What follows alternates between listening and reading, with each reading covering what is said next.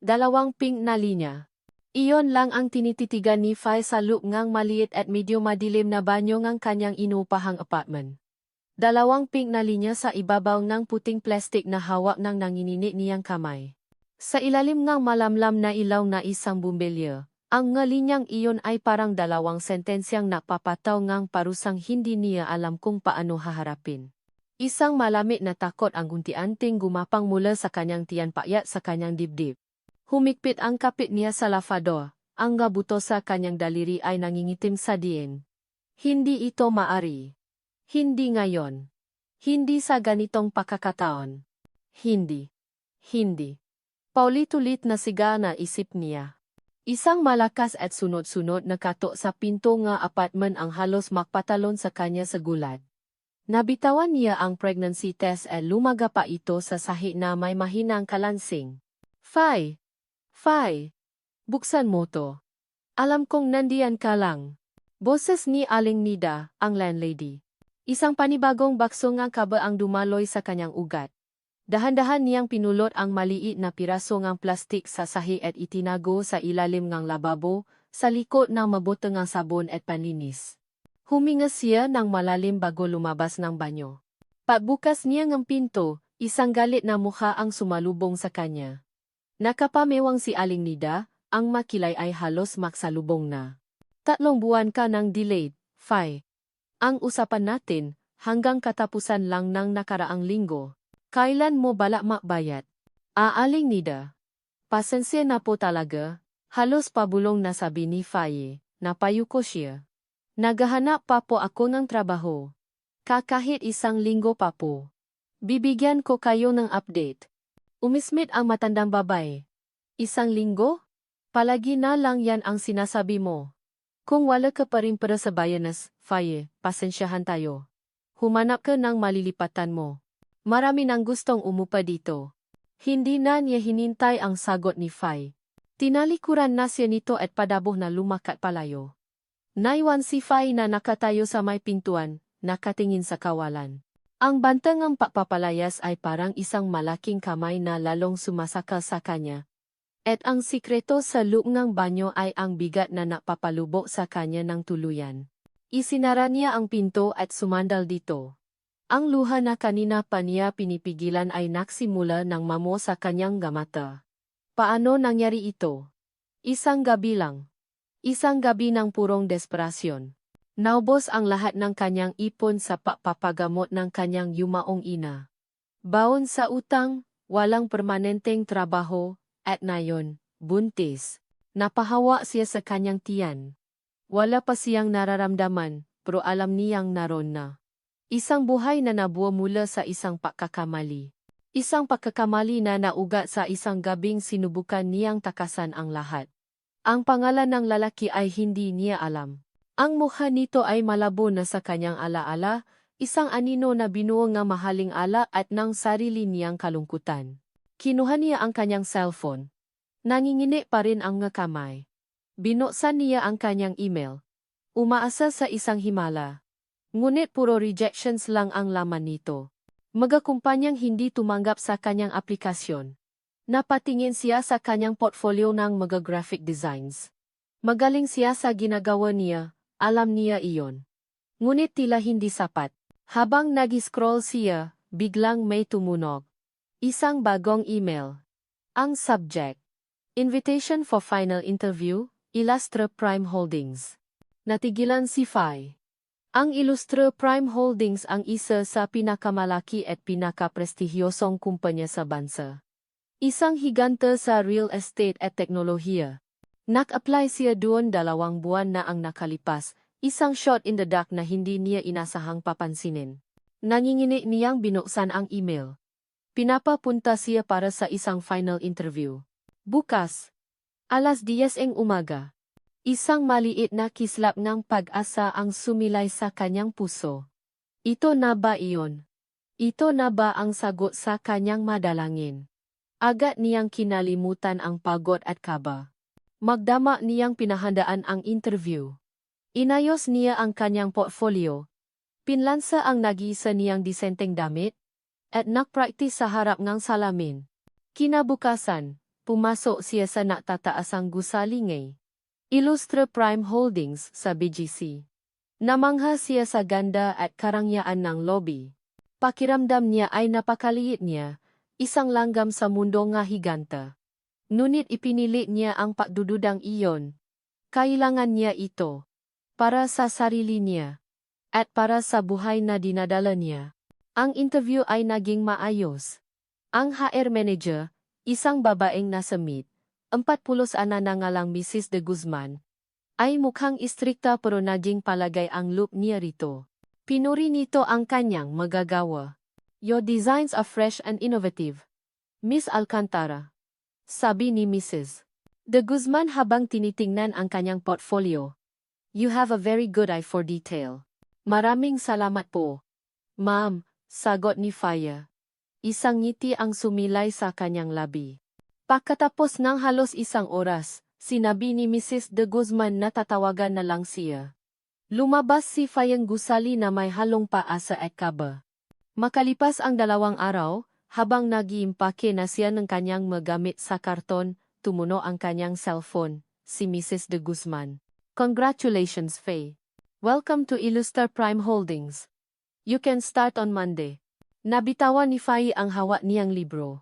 Napaupo siya sa sahig, umiyak, ngunit sa pagkakataong ito, iyon ay luhang pasasalamat at ginhawa. May trabaho na siya. Sa kumpanyang pangarap ngang lahat. Maliligtas na siya. Maliligtas na sila ng anak niya. Dumating ang Lunes.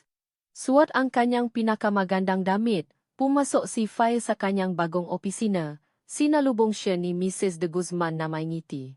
Ipinakilala siya sa kanyang mabagong katrabaho at ipinakita ang kanyang magiging pwesto. Ang lahat ay parang isang panaginip. And now, sabi ni Mrs. De Guzman, I'll introduce you to our CEO. He just got back from a business trip abroad. He likes to personally welcome new talents in the company. Lalong kinabahan si Faye. Ang CEO, ang maalamat na si Mr. Liam Illustre. Isang henyo sa negosyo, kilala sa pagiging istrikto at may lep. Sumunod siya kay Mrs. De Guzman sa isang mahabang pasilyo patungo sa dulo kung saan naroon ang pinakamalaking opisina. Kumato si Mrs. De Guzman bago pumasok. Sir, excuse me. Nandito na po si Miss Alcantara, yung bago nating graphic artist. Ang opisina ay malawak. May malaking glass window na tanaw ang buong siyudad. May isang lalaking nakatayo, nakatalikod sa kanila, nakatingin sa labas. Suot nito ang isang mamahaling itim na suwet na tamang-tama sa malapat nitong balikat. Kahit nakatalikod, ramdam ni Faye ang aura ng kapangyarihan na bumabalot dito. Mr. Illustre, tawag ni Mrs. De Guzman. Dahan-dahang humarap ang lalaki. At sa sandaling iyon, ang lahat ng hangin sa baga ni Faye ay tila naubos. Ang mundo niya ay biglang huminto sa pag-ikot. Ang matipunong panga. Ang matangos na ilong. Ang mga mata nitong madilim at malalim na tila kayang basahin ang kaluluwa mo. Ang parehong mga mata na tumiti sa kanya sa gabing iyon. Ang parehong mukha na pilit niyang iwinawaksi sa kanyang alaala. Nanlamig ang buo niyang katawan. Ang kislap ngang paasa sa kanyang puso ay biglang namatay. Napalitan ng isang lagim na mas matindi pa kaysa noong una niyang makita ang 2 pink na linya. Nagsalita ang CEO, ang boses nito ay kalmado at malamig, walang bahid ng pagkakakilala. Welcome to the company, Miss Alcantara. Nakatitik lang si Faye, hindi makapagsalita. Napilitan siyang maksalita nang sikoyhin siya ng bahagya ni Mrs. De Guzman. Good morning po, Sir Liam. Ang nasalita ay hirap na lumabas sa kanyang lalamunan. Ngunit sa loob ng kanyang isip, isang pangungusap lang ang paulit-ulit na umugong, isang katotohanang masakit pa sa sampal. Siya nga. Siya ang ama ng dinadala ko. Pav. Liam Illustre. Pinanot ni Liam ang bagong graphic artist, si Faye Alcantara, habang halos tumakbo itong palabas ng kanyang opisina kasunod ni Mrs. De Guzman. May kung anong pamilya sa babae sa paraan ng pagkatayo nito, sa nerbiyos na paggalaw ng makamay. Ngunit mabilis niya iyong iwinaksi. Marahil ay nakasabay niya lang ito sa elevator o sa isang coffee shop. Sa daming taong nakakasalamuhan niya araw-araw, imposible nang matandaan ang lahat. Bumalik siya sa kanyang mesa. Ang isip ay agad na nalipat sa quarterly reports na kailangan niyang paaralan. Para sa kanya, ang mga empleyado ay parang mga piyesa sa isang chessboard. Ang mahalaga ay ang kanilang silbi at kung paano sila makakatulong sa paglago ng kumpanya. At base sa portfolio ni Ms. Alcantara, mukha ito magiging isang magaling na piyesa. Iyon lang ang mahalaga. Kinabukasan, sa isang mahalagang pulong kasama ang marketing department, iprinisenta ang isang bagong campaign proposal. Maganda ito, ngunit kulang sa dating. Ligtas. Predictable. May iba pa ba? Tanong ni Liam. Ang boses ay melami at walang emosyon. Nakatinginan ang mataw sa loob ng conference room. Walang gustong magsalita. Biglang tumayo si Mrs. De Guzman. Sir, if I may. Yung bagong hire po natin, si Ms. Alcantara, may ginawa po siyang initial study. It's a bit unconventional. But I think it has potential. Show me, maikling utos ni Liam. Ipinakita sa malaking screen ang mga disenyo ni Faya. Isang sandali ng katahimikan ang bumalot sa silid. Ang konsepto ay matapang, moderno, at may paliwanag na connection sa emotion ang target market. Nakita agad ni Liam ang potensal nito. Nakita niya kung paano nito kayang talunin ang kanilang magkakompetensya. This is brilliant, deklara niya. Ang mga mata ay nakapako pa rin sa screen. Napatingin siya sa dulo ng mahabang mesa, kung saan nakaupo si Fay, halos hindi humihinga. Ms. Alcantara's concept is what we need. We're going with it. Isang alon ng pagkagulat ang dumaan sa buong team. Bihira si Liam magbigay ng ganoong direktang papuri. Ngunit para sa kanya, ito ay isang business decision, hindi personal. Nakita niyang bahagyang namula ang pisngi ng dalaga bago ito muling yumuko. May kung anong kumirot sa dibdib ni Liam, isang damdaming hindi niya pinansin. Nang gabing iyon, hindi siya dinalaw ngantok. Sa tuwing ipipikit niya ang kanyang nga mata, bumabalik ang bangungot. Isang madilim na kalsada. Ang malakas na buhos ng ulan. Ang tunog ng masasayang tawanan sa loob ng sasakyan. At pagkatapos, isang nakakasilaw na ilaw. Ang biglaang pag-ikot ng manibela, ang nakakabinging tunog ng pagbreno at pagbangga ng metal. Ang huling narinig niya ay ang sigaw ng isang babae, isang sigaw na tumatawag sa kanyang pangalan. Napabalikwas siya ng bangon, habol ang kanyang hininga. Pawis na pawis ang kanyang no. 5 taon na ang nakalipas, ngunit ang alaala ay sariwa pa rin, isang sugat na hindi kailanman nahilom. Iyon ang dahilan kung bakit itinayo niya ang ngapada sa paligid ng kanyang puso. Ang paibig, ang emosyonal na koneksyon, ay isang kahinaan na hindi na niya kayang bayaran muli. Kinabukasan sa opisina, sinubukan niyang ibaling ang lahat ng atensyon sa trabaho. Kailangan niyang tapusin ang isang financial projection. Nagtungo siya sa pantry upang kumuhang kape, ang tanging pampagising na tila tumatalab sa kanya. Naabutan niya ron si Fay, nakasandal sa counter, maputla ang mukha. Miss Alcantara, nagangat ito ngang tingin, at nagulat si Liam sa nakita niya. Ang mga mata nito ay may bahid ng pagod at pag-aalala. Bigla itong napahawa sa kanyang bibig at tila nakmamadaling pumasok sa maliit na CR sa loob ng pantry. Narinig niya ang mahinang tunog ng pag-ubo. Lumabas ito pakaraan ng ilang sandali, mas lalong namutla. Nagugas ito ng kamay sa sink at nang humarap ito para umalis, bigla itong nanghina at napakapit sa gilid ng counter. Bago pa man siya makapag-isip, humakbang na si Liam at hinawakan ito sa braso upang alalayan. Are you okay? Tanong niya. Ang boses ay may bahid ng pag-aalala na kahit siya ay ikinagulat. Naangat na mukha si Faye. Ang kanilang nga mata ay naktakpo. Sa malapitan, nakita ni Liam ang ganda ng gamata nito, kahit na may bakas ng takot. Ang init ng balat nito sa kanyang palat ay napadala ng isang pamilya na kuryente sa kanyang sistema. Muli, naramdaman niya ang di may paliwanag na pagkapamilya. Mabilis itong umiwas ng tingin. O okay lang po ako, sir. Nahilo lang po siguro. Sorry po. Maingat nitong binawi ang braso mula sa kanyang pagkakahawak at na mamadaling lumabas ng pantry. Naiwan si Liam na nakatayo ron, nakakunot ang noo.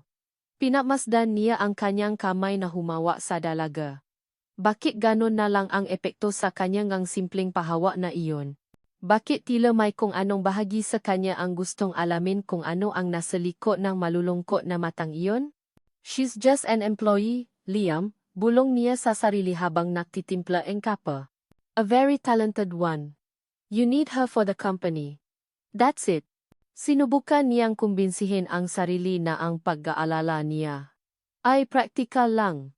Isang mahalagang asset ang hindi dapat bumaksak dahil sa simpleng pagkahilo. Ngunit habang pabalik siya sa kanyang opisina, hindi niya mayalis sa isip ang takot na nakita niya sa mga mata ni Fai. Takot na tila hindi lang dahil sa nahihilo ito. Naupo siya sa kanyang mesa. Ngunit sa halip na manumero, ang muka ni Fai ang nakikita niya. Napapikit siya ng mariin. Hindi ito pwede. Bawal ang anumang distraksyon. Bawal ang emosyon. Sa gitna ang kanyang pag-isip, biglang tumuno ang kanyang private cellphone. Isang pangalan ang lumabas sa screen. Isang pangalang matagal na niyang hindi nakikita. Isabelle Montenegro. Humigpit ang hawa niya sa telepono, ang panga niya ay naktiim. Isang malamig na kaba, na may halong inis at alaala ng pait, ang gumapang sa kanya. Pinindot niya ang answer button. What do you want, Isabel? Malamig niyang tanong. Isang matamis at mapang-akit na tawa ang narinig niya mula sa kabilang linya. Is that how you greet an old friend? Liam. Darling. Sabi ng boses. I'm back in town. We need to talk. Ang tawa na iyon ay tila isang anunsyong paparating na bagyo. Kinabukasan, naramdaman ni Fire ang pagbabago sa hangin ng Illustra Prime Holdings. Ang karaniwang abalang bulungan ng mga empleyado ay napalitan ng mga pabulong na sismisan at ang mga mata ay palihim na sumusulyap sa pasilyo patungo sa opisina ng CEO. At pagkatapos, nakita niya kung ano o sino ang dahilan. Isang babae ang lumabas mula sa opisina ni Liam. Matangkat ito at balingkinitan, nakasuot ng isang pulang damit na tila mas mahal pa sa 6 na buwang sweldo ni Faye. Bawat hakbang ng kanyang stiletto heels sa makintap na sahig ay may tunog nga awtoridad. Ang kanyang mahabang itim na buhok ay umaalon sa kanyang likuran. Nang ngumiti ito sa isang dumaan na manager, ang ngiti ay hindi umabot sa mga mata nitong matalas at mapanuri. Ito ang babaeng nasa larawan sa desk ni Liam noon, ang babaeng nakita niya sa lumang Society magazine online. Si Isabel Montenegro, ang dating kasintahan. Ang babaeng tumawa sa private phone nito. Dumaan ito malapit sa pwesto ni Faye at isang alonggang mamahaling pabango ang naiwan sa hangin. Hindi man lang ito lumingon sa kanyang direksyon, na parabang si Faye at ang kanyang mesa ay parte lang ng muebles. Ngunit naramdaman ni Faye ang titih nito, isang mabilis at malamig na paktasa na nakpadala ng kabo sa kanyang dibdib. Sinubukan niyang ibaling ang atensyon sa kanyang computer, sa disenyong kailangan niyang tapusin. Ngunit ang presensya ni Isabel ay parang isang madilim na ulap na mahirap alisin. Sa sumunod na mga araw, palagi na itong nasa gusali. Pumapasok sa opisina ni Liam na hindi na kumakatok. Sumasali sa mga pulong na hindi naman imbitado. At nagutos sa ilang staff na parabang siya pa rin ang reyna na lugar. At palagi, nararamdaman ni Faye ang nga mata nito. Isang hapon, pagkatapos magbanyo, nahuhugas ng kamay si Faye sa harap ng salamin. Sinusubukan niyang pakalmahin ang sarili mula sa stress. Biglang bumukas ang pinto at pumasok si Isabel. Naktama ang kanilang mga mata sa salamin. Ngumiti si Isabel. Isang ngiting hindi nakakatunaw. Oh, hi. You're the new artist, right? Faye. Tumango lang si Faye, biglang nanuyo ang kanyang lalamunan. Opo, ma'am. Naglakad ito palapit at tumabi sa kanya, nag-ayos ang koloreta sa labi. I saw your work. It's cute, sabi nito. Ang salitang cute ay tila isang insulto. Liam always had a soft spot for underdogs. Mga proyektong kailangan ng tulong. Hindi nakasagot si Faye. Naramdaman niya ang pahiwatig sa sinabi nito na siya ay isang kawawang proyekto lamang. Biglang nadulas ang hawa ni Isabel na sa engkape na dala nito at natapon ang mainit na likido sa blusa ni Fire. "Oh my God! I'm so sorry," sabi ni Isabel, ngunit ang tono ay puno ng pagkukunwari. "Ang clumsy ko talaga." Napaatras si Fai. Naramdaman ang init sa kanyang dibdib. "O okay lang po?" Mabilis niyang sabi, kahit hindi. Kumuha siya ng tissue at sinubukang punasan ang malaking mansa. "Hayaan mo, I'll buy you a new one." 1,000. "Sapat na ba yan?" Sabi nito na parang naalo ng limos. "Hindi na po kailangan, ma'am." "Aksidente naman po," halos pabulong na sagot ni Fai. Gusto na lang niyang umalis, magtago, maglaho. "Sige, ikaw ang bahala," sabi ni Isabel. Bago ito tumalikod at lumabas.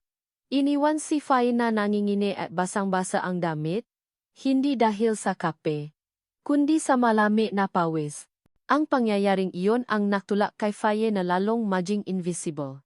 Maaga siyang pumapasok, kumakain sa kanyang mesa, at umuwi ng eksakto sa oras para lang maiwasan si Isabel at maging si Liam.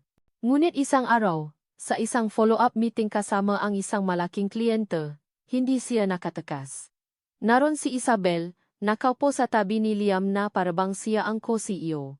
Ipinipresenta ni Faye ang mga pagbabago sa disenyo ng maksalita ang kliyente. "It's a good design, but it's too risky for our brand," sabi ng kliyente. "Masyadong matapang. Maybe we can tone it down a bit." Agad na sumang-ayon si Isabel. "I agree. Kailangan nating isipin ang matatanda nating customer. Baka hindi nila ito magustuhan." Pakiramdam ni Fai ay lumiliit siya sa kanyang upuan. Handa na siyang sumuko nang biglang maksalita si Liam. "No," sabi nito. Ang boses ay kalmado ngunit may bigat. Tumingin siya sa kliyente. "The reason you hired us is because your brand is becoming irrelevant. You need risky. You need matapang. Miss, Alcantara's design is not just about aesthetics. It's a strategic move to capture a younger market, which, based on our data, is where the future of your industry is." Dire-diretso ang paliwanag ni Liam, puno datos at lohika. Pinanindigan niya ang bawat detalyeng gawa ni Fai. Sa huli, wala nang nagawa ang kliyente kundi tumango at sumang-ayon. Sa buong panahong iyon, hindi kay Liam nakatingin si Fai, kundi sa reaksyon ni Isabel. Nakita niya ang patiemeng panganito, ang halos hindi mahalatang panginginiing kamay nitong nakapatong sa mesa. Ang pagkatalo ay malinaw sa mukha nito. Pagkatapos ang pulong, mabilis na lumabas si Fire, ang puso niya ay bumibilis. Isang parte niya ang natatakot sa galit ni Isabel, ngunit may isa pang parte, isang maliit at hangal na parte ang nakaramdam ngang di may paliwanag na kilig. Ipinagtanggol na naman siya ni Liam. Sa harap ng lahat. Bakit? Bakit niya ginagawa iyon para sa isang hamak na empleyado? Kinagabihan, habang pauwi na siya, dumaan siya sa tapat ng glass walls ng opisina ni Liam. Natigilan siya sa kanyang nakita. Nandun sa loob si Liam at Isabel, at malinaw na nagtatalo sila. Hindi niya marinig ang masinasabi, ngunit nakikita niya ang galit sa makilos ni Isabel. Ang pagwasiwas nito ngang kamay. Si Liam naman ay nakatayong parang isang estatwang bato. Malamig at hindi natitinag, bago ito magsalita at ituro ang pinto. Nagmamadaling umalis si Fire, ayaw niyang maabutang nakikitsismis. Ang nakita niya ay nagpatunay lang kanyang hinala. Siya ang dahilan ng gulo sa pagitan ng dalawa. Pagdating niya sa basement parking, nanginginig niyang kinuha ang susi ng kanyang hinuhulugang kotse. Pagod na pagod siya, pisikal at emosyonal. Ang gusto na lang niya ay umuwi, humiga, at kalimutan ang lahat. "Miss Alcantara." Napapitlak si Fai sa malamig na boses na tumawag sa kanya mula sa likuran. Dahan-dahan siyang lumingon. Nakatayo si Isabel sa ilalim ng isang ilaw. Ang anino nito ay mahaba at nakakatakot. Lumapit ito ng dahan-dahan. Ang tunog ng takong nito ay umalingaw-ngaw sa tahimik na parking lot. "Huwag kang mag-alala, hindi ako magagalit," sabi nito, isang mapanlin lang na ngiti ang sumilay sa mga labi. In fact, I find this whole situation amusing. Huminto ito sa harap na harap niya. Tinitigan siya nito mula ulo hanggang paa, na parabang sinusuri ang isang insekto. Alam mo, sabi ni Isabel. Alam mo, sabi ni Isabel, ang boses ay tila isang bulong na punong lason, may kamuha ka. Hindi kumibo si Fay, ang makamay niya sa loob ng bulsa ay nagiging makamaw. Isang babae, papapatuloy ni Isabel, ang nga matay kumikinang sa ilalim ng ilaw. Isang babaeng desperada. Isang babaeng walang-wala. Isang babaeng binayaran ko para sirain ang buhay ni Liam. Para kay Fay, ang nga salita ay hindi lang tunog. Ang nga ito ay yelo na unti-unting dumuduro sa kanyang puso. Ang hangin sa basement ay biglang naging napakabigat. Napakalamig. Pakiramdam niya ay hindi siya makahinga. Ipinadala ko siya sa barkong saan palaging nag-isa si Liam, kuwento ni Isabel, na parabang nababahagi ng isang nakakatuwang sikreto. Ang plano? Akitin siya. Magpakuha ng litrato. Gumawang iskandalo. Simple lang. Pero nawala ang babae pagkatapos. Hindi na napakita para kunin ang kabayaran niya. Bawat salita ay isang dago. Ang bar. Ang ala. Ang gabing iyon. Ang lahat ay bumalik sa kanya ng buong linaw. Hindi pala iyon isang aksidente. Hindi iyon isang pagkakataon. Siya ay isang pain. Isang bayarang pain. Nakakatuwa, hindi ba? Pagtatapos ni Isabel, isang tunay na ngiti ng tagumpay ang ngayon ay nasa mga labi na nito. Hinawakan nito ang baba ni Faye, ang nga kuko nitong kulay dugo ay bahagyang bumaon sa kanyang balat, na ang babaeng iyon. At ikaw, ay parehong-pareho ngang mukha. At ngayon, heto ka, nagtatrabaho para sa kanya. Pinagtatanggol pa niya. What a funny, little coincidence. Binitiwan ni Isabel ang kanyang baba at tumalikod. Narinig ni Faye ang tunog ng takong nito papalayo, kasabay ng mahina nitong paktawa na umalingaw-ngaw sa katahimikan. Naiwan si Faye na nakatayo ron, mag-isa sa ilalim ng malamlam na ilaw. Ang kanyang nga binti ay tila naging gelatin. Kung hindi siya nakasanda sa kotse, marahil ay bumaksa na siya. Ang katotohanan ay mas masakit kaysa sa kanyang inaakala. Ang buong pundasyon ng kanyang bagong buhay ang trabahong ito na kanyang kaligtasan. Ang unti-unting pag-asang nabubuo sa kanyang puso para kay Liam ay gumuho sa isang iglap. Hindi siya isang empleyado. Hindi siya isang talento na nakita ng kumpanya. Isa siyang kasangkapan. Isang pagkakamali. Isang buhay na patunay ng isang maruming plano. At ang pinakamasakit sa lahat, ang anak na dinadala niya. Ang anak nila ni Liam ay hindi bunga ng isang saglit na kahinaan o pag-isa. Ito ay bunga ni isang bitag. Napahawa siya sa kanyang tiyan, isang hikbi ang kumawala mula sa kanyang lalamunan. Ang munting buhay sa loob niya ay hindi simbolo ng isang pagkakamali. Ito ay simbolo ng isang kasinungalingan. Paano niya ngayon haharapin si Liam? Paano niya titingnan ang lalaki sa mga mata ngayong alam na niyang ang mismong simula nila ay isang panlilinlang? Liam Ilustre. Pagkatapos niyang palayasin si Isabel sa kanyang opisina, isang di pangkaraniwang kapayapaan ang naramdaman ni Liam. Ngunit ito ay panandalian lamang. Ang pagbabalik ni Isabel ay parang isang lumang lason na muling kumakalat sa kanyang sistema, nagpapaalala sa kanyang mga pagkakamaling pilit niyang tinatalikuran. Sa sumunod na mga araw, napansin niya ang malaking pagbabago kay Faye Alcantara. Ang babaeng napakita nga tapang at talino sa conference room ay biglang nawala. Ang pumalit dito ay isang anino. Isang aninong yumuyuko kapag siya ay dumarating.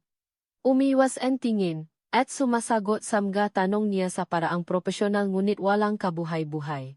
Ang kislap sa mga mata nito ay napalitan ng isang blangkong pader. Isang umaga, ipinatawa niya ito sa kanyang opisina para pag-usapan ang susunod na hakbang para sa kampanya. Pumasok ito at umupo sa silyang nasa harap ng kanyang mesa. Ang nga kamay ay makapatong sa kanyang kandungan, hindi gumagalaw. I have some notes on the revised branding. Simula ni Liam. Inilapag ang isang folder sa mesa. I need your input. Tumango lang ito. Hindi ito tumingin sa kanya. Nakatingin lang ito sa folder na parabang iyon ang pinakamahalagang bagay sa mundo. Hindi nanatiis ni Liam. Ibinaba niya ang hawa na ballpen. Miss Alcantara, may problema ba? Naangat ito ngang tingin, at sa isang saglit, nakita niya ang gulat at takot sa mata nito, bago ito muling naiwas. Wala po, si. Okay lang po ako.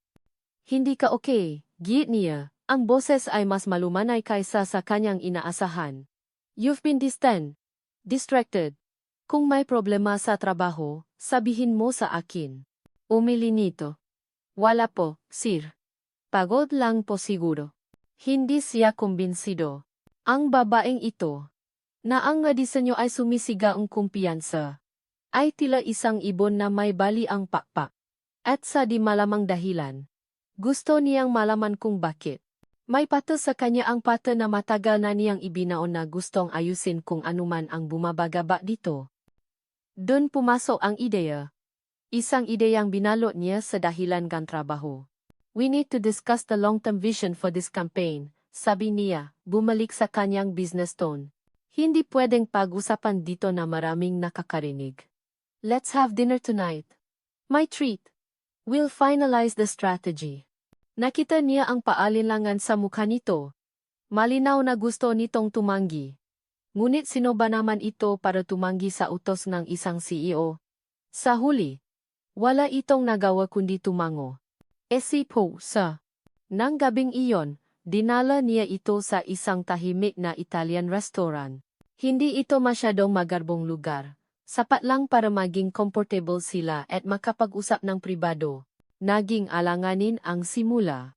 Tungkol sa trabaho ang pinag-usapan nila. Ma-deadlines. Ma-target. Ngunit habang tumatagal, habang umiinom sila ng wine, unti-unting nawala ang formalidad. Nagsimula siyang matanong tungkol sa mga pangarap nito, sa mga inspirasyon nito sa signing. At sa unang pagkakataon sa loob ng maraming araw, nakita niyang muli ang kislap sa mga mata nito.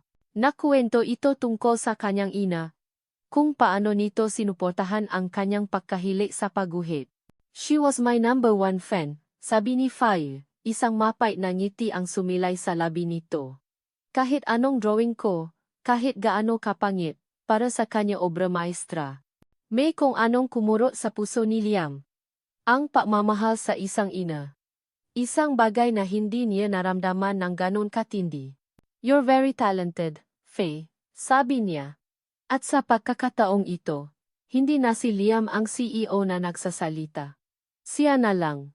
Si Liam. The company is lucky to have you. Nakita niyang namula ang mapisngi nito. Salamat po, sir. Liam. Just Liam. Wala tayo sa opisina.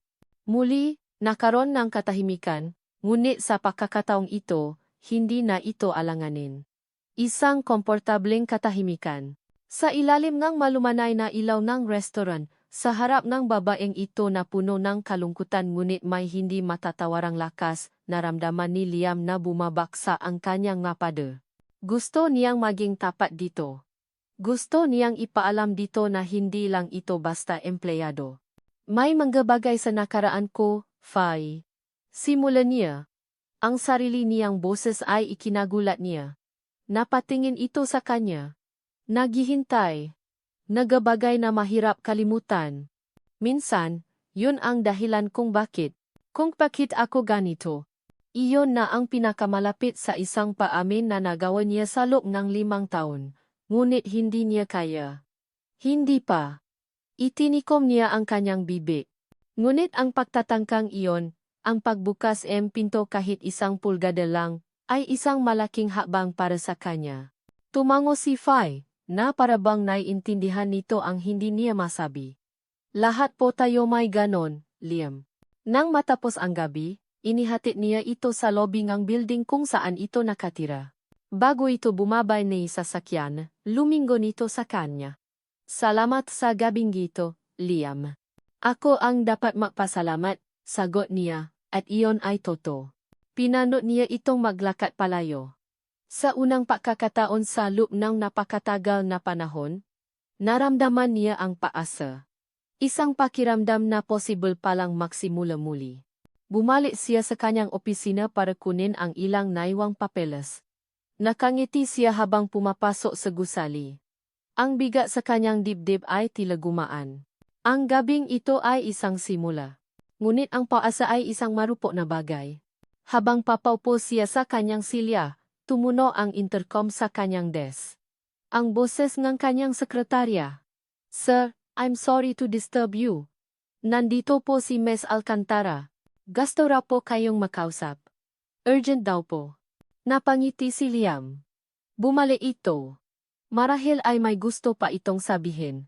Marahil ay naramdaman din nito ang koneksyon na naramdaman niya. "Let her in," sabi niya. Isang pananabik ang umusbong sa kanyang dibdib. Bumukas ang pinto. Ngunit hindi si Faya ang pumasok.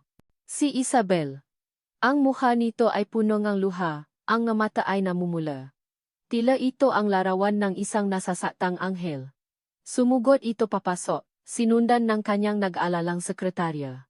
"Isabel, what is this?" tanong ni Liam. Biglang nanumbalik ang inis. Liam, may kailangan kang malaman." Humihibing sabi ni Isabel, hinawakan siya nito sa braso. Isang bagay na terrible. Isang bagay na ginawa niya. "Sino? What are you talking about?" Sa sandaling iyon, bumukas muli ang pinto. Pumasok si Fai. Ang mukha nito ay determinado. Tila may sasabihing napakahalaga. Ngunit natigilan ito nang makita si Isabel na nakakapit kay Liam. Tumingin si Isabel mula kay Liam patungo kay Fai, isang tingin ng kunwaring takot at pagtatagumpay. Pagkatapos ay muli itong tumingin kay Liam. "Liam," sabi ni Isabel, ang boses ay basak, ngunit malinaw at malakas para marinig ng lahat sa silid. Buntis si Fai. At sinabi niya sa akin na gagawin niya ang lahat para makuha ang pera mo. Ang pag-asa ay isang mainit na kumot sa isang malamig na gabi. At sa loob ng ilang oras, naramdaman ni Fai ang init na iyon.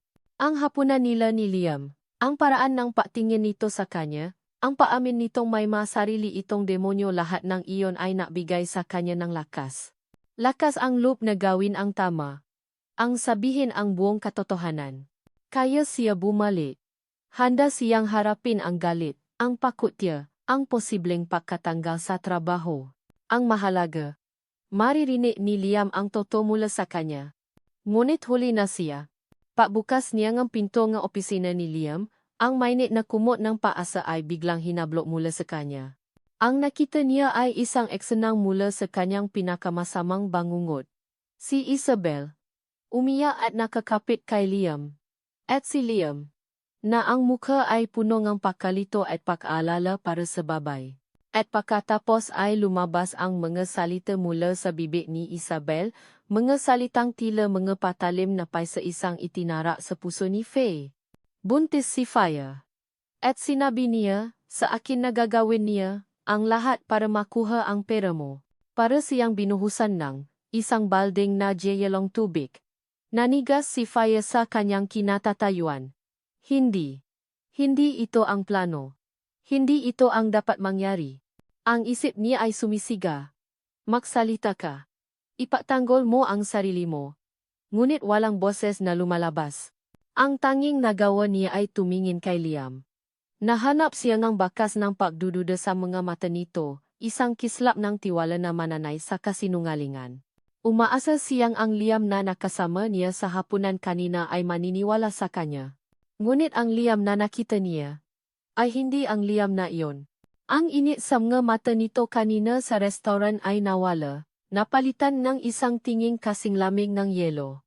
Ang lambot sa mukha nito ay pinatigas ng pagkabigla, na mabilis na naging pagkasuklam. Ang panga nito ay naktim, at isang ugat ang puminti sa kanyang sentido. Nakita ni Fai kung paano bumalik ang lahat ng pada na sandali nitong ibinaba. At sa likod ng mapada na iyon, nakita niya ang multo ng nakaraan, ang sakit ng pagkakanulo. Humarap ito sa kanya. Bawat galaw ay mabagal at puno ang bigat. "Is that true?" tanong nito. Ang tanong ay simple, Ngunit alam ni Fai kung ano talaga ang ibig sabihin nito. Hindi nito tinatanong kung buntis siya. Tinatanong nito kung totoo bang isa siyang manggaganso. Isang gold digger. Liam. Nagsimulang manginig ang boses niya. Ito na, ang pagkakataon niya. Hindi totoo yan. Pakinggan mo ako. Magpapaliwanag ako. Sinabi niya sa akin, Liam. Muling sabat ni Isabel, humigpit ang kapit kay Liam. Sinabi niya na awa siya sa sarili niya kaya niya gagawin. Nagagamitin niya ang bata para makakuhang para sa iyo. Naawa ako sa iyo, Liam, kaya sinasabi ko to. Tumahimik ka. Sa wakas ay sigaw ni Fai, ang maluha ay nagsisimula ng mamuo sa kanyang mga mata. Tumingin siyang muli kay Liam, nagmamakaawa. Liam, yung nangyari sa atin. Isang bita iyon. Planado lahat ni Isabel. May pruweba ako. Enough, putol ni Liam sa kanya. Ang salitang iyon ay mas malakas pa sa isang sampal. Pruweba? O baka naman isa lang yang despradong palusot. Tumingin ito sa kanya na parabang isa siyang basura. Ang galing. Ang galing ninyong dalawa. Isang perpektong dula. Doon na gumuho ang mundo ni Fai. Hindi na siya lumaban. Ano pa ang saysay?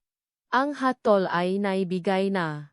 Ang lalaking nagsimulang magpatibok muli ng kanyang puso ay, ang siya mismong dumurok nito sa pinakamalupit na paraan. Hindi siya pinakinggan. Hindi siya pinaniwalaan. Isang malamig na pakiramdam ang gumapang sa kanyang buong katawan, ang sakit ay napakalalim, napakatindi, na halos hindi na niya ito maramdaman. Manhid, my lawyer will be in touch with you, malamig na sabi ni Liam. Tuluyan nang umiwas ng tingin sa kanya. Ibinaling ang atensyon sa umiyak na si Isabel. You can go now. You can go now. Ang salitang iyon ay umalingaw-ngaw sa kanyang isip. Pagtataboy. Pagtatapos. Hindi niya alam kung paano siya nakalabas ng opisinang iyon.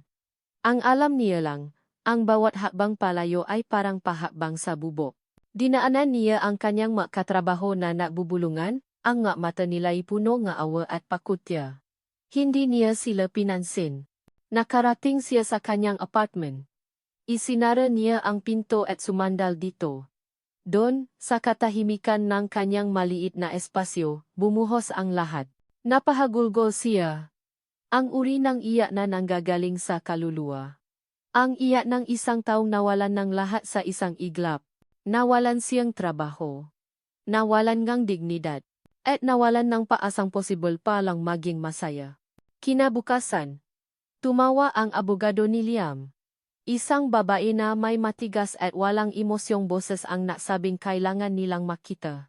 Sa isang malamig at di-personal na coffee shop, inilata ng abogado ang isang makapal na sobra sa harap ni Fai. That is a non-disclosure agreement. Paliwanag ng abogada.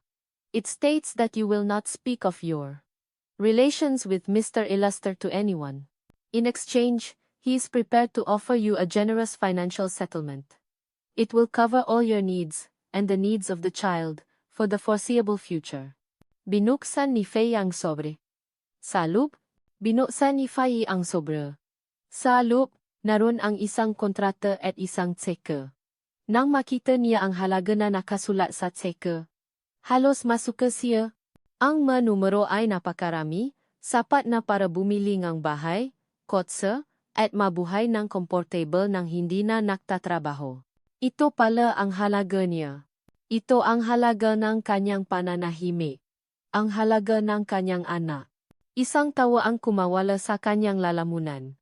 Hindi isang masayang tawa, kundi isang tawang basak at puno ng pait.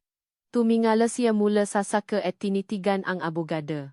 Generous, paulit ni Fai sa salita, ang boses niya ay nanginginig ngunit may bagong tuklas na tapang.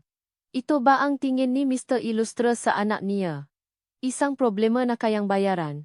Hindi sumagot ang abogada, nanatiling profesional ang mukha nito. Sa sandaling iyon, isang bagay ang nagbago sa loob ni Fai. Ang matinding sakit ay napalitan ng isang malamig na galit. Galit hindi lang kay Liam o kay Isabel, kundi sa sarili niya dahil hinayaan niyang paniwalain siya kahit sandali na maari siyang maging masaya sa mundong iyon. Hinawakan niya ang kontrata. Hinawakan niya ang tseka. At sa harap ng nagulat na abogada, dahan-dahan niya itong pinunit. Pinunit niya ito sa gitna, pagkatapos ay muli, at muli, hanggang sa maging maliliit na piraso na lang itong papel. Inilapak niya ang piraso sa mesa na para bang matuyong dahon. Sabihin niyo kay Mr. Ilastra, sabi ni Fire, ang boses niya ay kalmado na ngayon, ngunit may bigat na parang bato. Ang bawat salita ay malinaw at matata. Hindi ko kailangan ng pera niya. Tumayo siya. Napahawa siya sa kanyang tiyan. Isang kilos na puno ng pakprotekta. Ang anak ko, papapatuloy niya, tinitigan ang abogada ng diretso sa mga mata. Ako lang ang bubuhay. Hindi na niya hinintay ang sagot. Tinalikuran niya ang mesa. Ang piraso ng papel. Ang babaeng abogado. At ang buhay na akala niya ay para sa kanya. Habang naglalakad siya palabas ng coffee shop, nagsimulang umambon. Hindi niya ito pinansin. Naglakad siya sa gitna ng dumaraming tao, sa ilalim ng kulay abong langit ng Maynila. Hindi niya alam kung saan siya pupunta. Wala siyang trabaho, may banta ng pagpapalayas, at may dinadalang bata. Nasa pinakamababang punto siya ng kanyang buhay. Ngunit sa unang pagkakataon, hindi na siya natatakot. Ang galit at sakit ay nagbigay daan sa isang matigas na determinasyon. Wala na siyang pakialam kay Liam Ilustra. Wala na siyang pakialam sa mundo nito. Mayroon siyang sariling mundo ngayon. Isang maliit na mundong umikot sa isang buhay na nagsisimula pa lang sa loob niya. At ipinapangako niya, sa sarili niya, at sa anak niya, na poprotektahan niya ang mundong iyon, kahit mag-isa. Kahit mahirapan. Habang ang ulan ay unti-unting lumalakas, hinalo ng tubig ang luhang hindi niya namalayang tumutulo na pala sa kanyang pisngi. Ngunit hindi na ito luha ng kalungkutan. Ito ay luhang isang bagong simula. Pinunit niya ang tseka. Ang salitang iyon mula sa kanyang abogada ay umalingaw-ngaw sa isip ni Liam ng paulit-ulit, 2 araw matapos ang insidente. Nakaupo siya sa kanyang malawak na opisina, nakatingin sa walang katapusang tanawin ng siyudad, ngunit wala siyang makita. Pinunit niya ang tseka. Ang isang taong desperado para sa pera ay hindi pupunit ng milyon-milyong piso. Ang isang manggaganso ay kukunin ang pera at tatawa habang paalis. Ang isang taong may masamang intensyon ay hindi tatalikuran ang isang kasunduan na mabibigay sa kanya ng buhay na hindi niya kailanman pinangarap. Pero pinunit ito ni Faye Alcantara. May mali. Isang malaking mali sa kwento. At sa unang pagkakataon, nagsimulang magduda si Liam hindi kay Faye, kundi sa sarili niyang desisyon. Napakabilis niyang humusga. Napakabilis niyang maniwala sa luha ni Isabel, ang parehong luha na nakita na niya noon kapag hindi nito nakukuha ang gusto. Hindi siya mapakali. Ang imahe ni Faye sa kanyang opisina, ang mga matang puno ng sakit at pagtataksil ay bumabagaba sa kanya. Ang alaala ng kanilang hapunan, ang sinseridad sa boses nito, ay sumasalungat sa imahe ng isang babaeng mandaraya. Tumayo si Liam. Kinuha niya ang kanyang telepono at tinawagan ang isang numero mula sa kanyang pribadong contact list. Isang numero na para lamang sa mga sitwasyong nangangailangan ng absolutong diskresyon. Santos, sagot ng boses sa kabilang linya. I have a job for you, sabi ni Liam. Ang boses ay seryoso. 2 targets. First, a woman named Faye Alcantara, formerly my employee. I want to know everything about her. Her past, her financial status, her family, everything. Be discreet. Understood, sir, sagot ni Mr. Santos, ang pribadong investigador. Second target. Pagpapatuloy ni Liam. Isang pait ang gumuhit sa kanyang boses. Isabel Montenegro. I want to know what she's been up to since she got back. Her communications, her meetings. Dig deep. I want to know if she's clean. I'll get on it right away, sir. Pagkababang ang telepono, naramdaman ni Liam ang isang pamilya na determinasyon. Kung may kasinungalingan, Hahanapin niya ito. At sisiguraduhin niyang pagbabayaran ng may sala.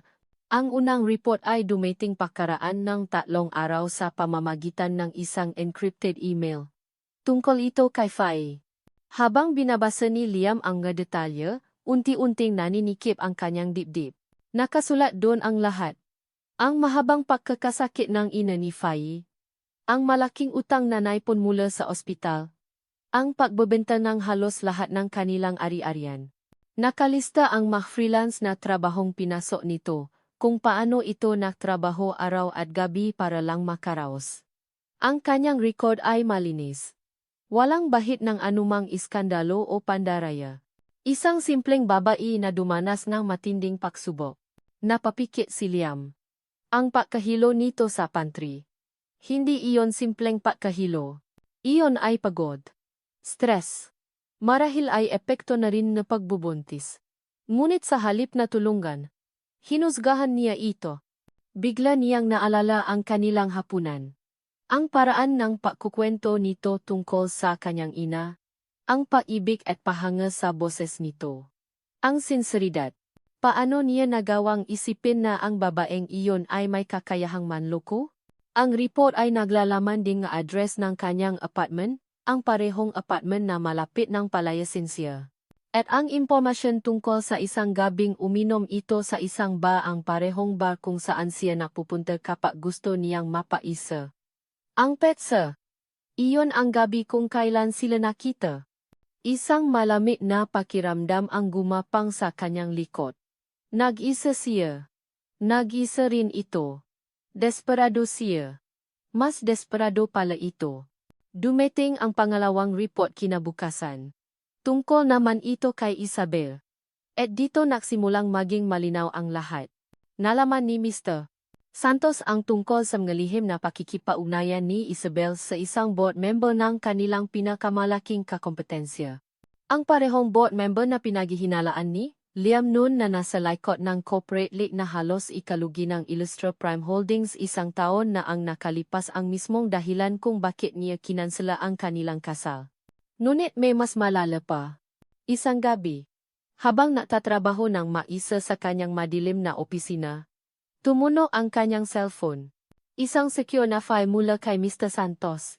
Ang subject, audio recording. Urgent. Nag-aalangan man ay pinindot niya ang play. Ang unang boses na narinig niya ay ang kay Isabel, malinaw at walang bahid ng pag-iyak. Siguraduhin mong wala kang iwang bakas, sabi nito. Hindi ko kailangan ng litrato. Ang kailangan ko ay isang kuwento. Isang iskandalo. Isang babaeng biglang lilitaw at sasabihing nabuntis siya ni Liam. Sumagot ang isang magaspang na boses ng lalaki. Paano kung ayaw pumaya ng babae? Isang tawa ang narinig ni Liam. Ang tawa ni Isabel. Lahat ng tao may presyo.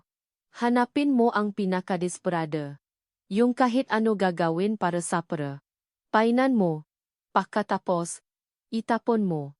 I just need to plant the seed of doubt in Liam's mind. Alam ko ang kahinaan niya. Madali siyang maniwala sa pagtataksil. Snap! Napatingin si Liam sa kanyang kamay.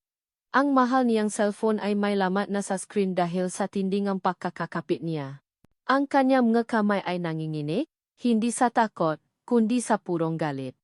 Isang galit na napakatindi, na tila nagelo sa kanyang mga ugat. Ang lahat ay kasinungalingan. Isang masalimot na bita. At siya, ang kinikilalang henyo sa negosyo, ay nahulog dito ng walang kahirap-hirap. Pero hindi ang sarili niyang katangahan ang pinakamasakit. Ang sakit ay namumula sa paalala sa mukha ni Fai. Ang pagmamakaawa sa mga mata nito. Ang mga salitang pakinggan mo ako. At ang paraan ng pagtalikod niya dito. Tinapakan niya ang isang taong nalulunod na. Itinulak niya ito pababa sa halip na abutin ang kamay nito. Tumayo siya at lumakat patungo sa bintana. Huminga siya ng malalim. Pinapakalma ang sarili, hinuhubo ang kanyang naalap na galit upang maging isang matalas at malamig na sandata. Kinuha niya ang bago niyang telepono sa drawer. Dinyal niya ang numero ni Isabel. Pagkatapos ang 2 ring, sumagot ito, Ang boses ay matamis at nakpapanggap na naalala. Liam?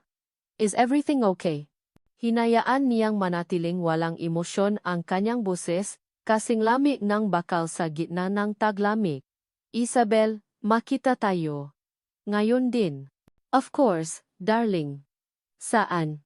Sa opisina ko, sabi ni Liam. Pagkatapos ay idinuktong niya ang nga salitang magiging hato nito. At isama mo ang nga abogado mo. Nakaroon ng sandaling katahimikan sa kabilang linya. Kakailanganin mo sila. Pov.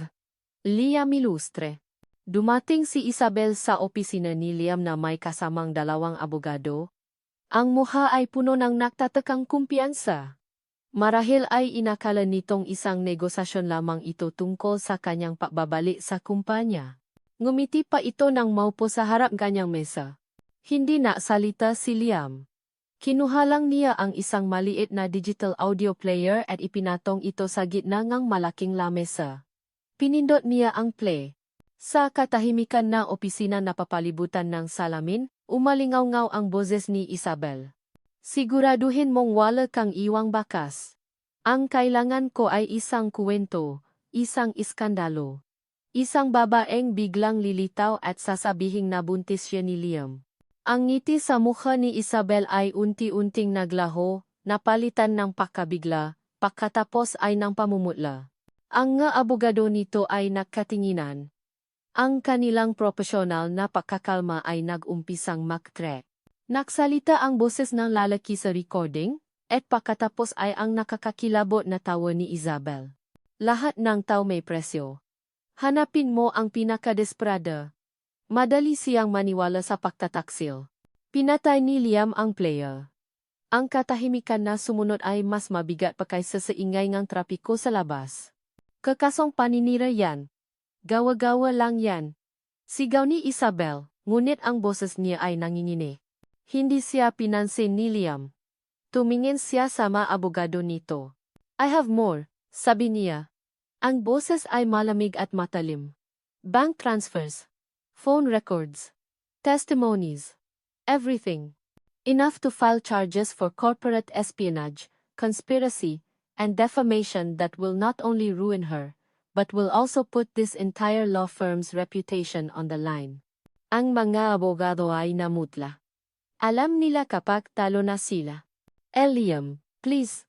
Pagmamakaawa ni Isabel. Ang naluha ay totoo ngayon luha ng pagkatalo. Patawarin mo ako. Mahal kita, kaya ko lang. Get out, putol ni Liam, tumayo siya. Ang kanyang anino ay bumalot sa kanila. I want you out of this building in 5 minutes. Kapag nakita ko pa ang mukha mo, o narinig ko ang pangalan mo na malapit sa kumpanya ko o sa pamilya ko, I will not hesitate to use all of this. Now, get out. Walang nagawa si Isabel kundi ang magpatyanot sa kanyang mga abogado palabas ng opisina. Ang kanyang paghahari ay tuluyan ng nagwakas. Naiwan si Liam na mag-isa. Walang tagumpay na naramdaman. Tanging isang malawak na kahungkagan at isang matinding pagsisisi. Nawasa niya ang isang inosenteng tao. At ngayon, kailangan niyang subukang buuin ito. POV. Faye Alcantara. Lumipas ang 2 buwan. Iniwan ni Faye ang magulo at maingay na siyudad. Gamit ang natitira niyang ipon, umupo siya nga isang maliit na bahay malapit sa dagat sa isang tahimik na probinsya sa Batangas. Ang kanyang umaga ay nagsisimula na hindi sa tunong busina, kundi sa ugong nga alon. Nagtatrabaho siya bilang isang freelance graphic artist, kumukuhang nga kliyente online. Hindi malaki ang kita, ngunit sapat para sa kanya at sa kanyang pangangailangan. Ang kanyang buhay ay naging simple. Bawat hapon, pagkatapos magtrabaho, naglalakad siya sa dalampasigan, hinahayaang dampian ng hangin ang kanyang mukha at ng tubig ang kanyang napa. Napapahawa siya sa kanyang tiyan na ngayon ay malaki na at bilugan. Okay lang tayo, baby, madalas niyang bulong. Kahit tayong dalawa lang, okay lang. Hindi na siya galit. Ang galit ay napalitan ng patanggap. Tinanggap na niyang mag-isa niyang palalakihin ang kanyang anak. Hindi na niya iniisip si Liam. Ang pag-isip dito ay parang pagbubukas ang isang sugat na pilit na niyang pinaghihilom. Isang hapon, Habang nakaupo siya sa buhangin at pinapanot ang paglubok ng araw, isang anino ang tumabon sa kanya. Akala niya ay isa lang sa malokal na bata na nakikipaglaro. Faye, nanigas siya. Ang boses na iyon. Kahit kailan ay hindi niya iyon makakalimutan. Dahan-dahan siyang lumingon. At nandun nga siya. Si Liam Ilustre. Nakatayo sa dalampasigan, suot ang isang simpleng polo shirt at pantalon. Ang kanyang mamahaling sapatos na katat ay nababaon sa buhangin. Mukha siyang pagod, ang nga mata ay maitim na bilog sa ilalim, at tila ilang taon ang itinandang itsura. Hindi siya ang makapangyarihang CEO na kilala niya. Isa siyang lalaking tila nawawala. Tumayo si Faye, agad na ipinagsanggalang ang kanyang tiyan. Anong ginagawa mo dito? Tanong niya. Ang boses ay walang emosyon. Pov, Liam Ilustre. Inabot ng 2 buwan bago siya natuntun ni Mr. Santos. At sa bawat araw na lumipas, lalong bumigat ang krus na pasan ni Liam. Ngayong kaharap na niya si Faye, ang lahat ng inihanda niyang salita ay nawala. Ang tanging nakikita niya ay ang sakit sa mga mata nito at ang malaking tiyan na pilit nitong itinatago sa kanya. I came to apologize, sabi niya, ang boses ay garalgal. Umismit si Faye. Isang ismit na puno ng pait. Apologize. Para saan? Mr. Ilustre? Sa pagtawag sa akin na sinungaling? Sa pagtataboy sa akin? O sa pagpapadala ng seka para bilhin ang pananahimik ko? Bawat salita ay isang sampal. At lahat ng iyon ay nararapat para sa kanya. Lahat, sagot niya. Para sa lahat ng iyon. Faye, I was wrong. I was a fool. Nalaman ko na ang lahat. Ang tungkol sa plano ni Isabel. Lahat-lahat. Tumingin ito sa malayo, sa dagat. So, ngayon alam mo na ang totoo. Ano? Nandito ka para gumaan ang konsensya mo. Okay, sige. Pinapetawal na kita. Pwede ka nang umalis. Ang salitang iyon ay mas masakit pa kaysa sa isang siga. Ang kawalan nito ng pakialam. Hindi. Hindi siya alis. Hindi hanggang sa maintindihan nito. Lumapit siya. Isang hakbang. Hindi lang yan. Faye. Kailangan mong malaman kung bakit.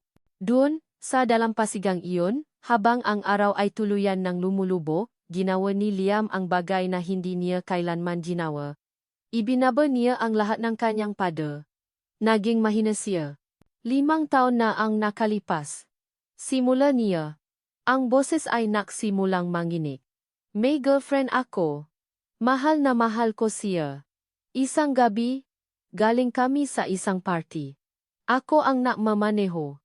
Naaway kami dahil sa isang di pagkakaunawaan na kagagawan din pala ni Isabel. Nawalan ako ng kontrol sa sasakyan. Ang ngaluha na 5 taon niyang kinimkim ay nasimula ng bumagsak. Namatay siya, Faye. Sa mga braso ko. Ang huling narinig ko ay ang pangalan ko. Simula nun, ipinangako ko sa sarili ko na hindi na ako magmamahal ulit. Hindi na ako magtitiwala. Dahil ang pagmamahal, para sa akin, ay laging nawi sa sakit at kamatayan. Pove. Faye and Liam. Tinitigan ni Faye ang lalaking nasa harap niya. Ang aroganteng CEO ay wala na. Ang natira ay isang sirang-sirang lalaki na umiyak. Ang mabalikat ay nanginginig sa pag-ibig. Nakita niya sa mga mata nito ang parehong sakit at pag-isa na naramdaman niya. Ang galit sa kanyang puso ay unti-unting natunaw, napalitan ng isang damdaming hindi niya inaasahan, pag-unawa. Dahan-dahan niyang inabot ang kamay nito. Nagulat si Liam at napatingin sa kanya. Pareho lang tayong biktima, Liam, mahinang sabi ni Faye. Biktima ng desperasyon at ng nakaraan. Ako, dahil sa desperasyon sa pera. Ikaw, dahil sa takot na masaktan ulit.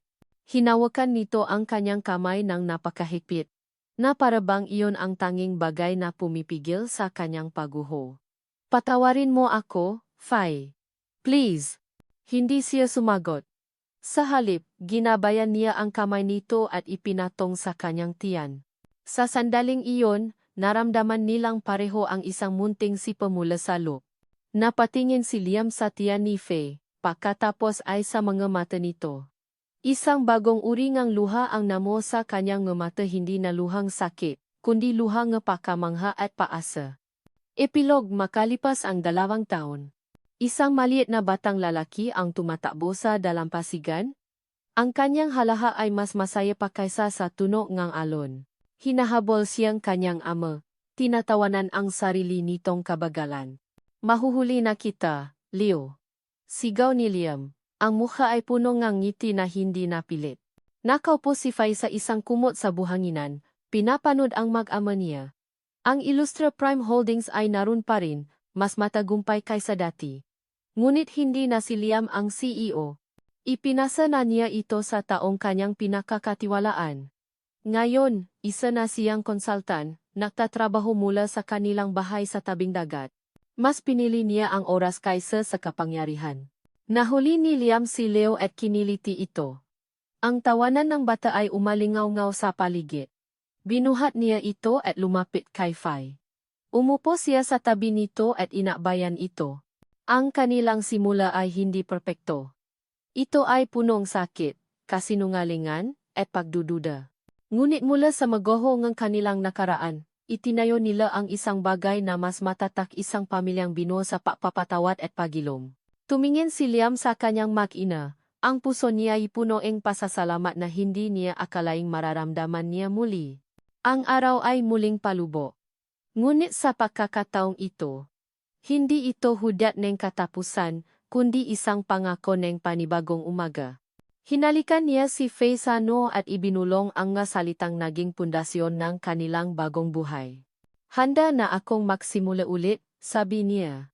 Araw-araw. Kasama kayo.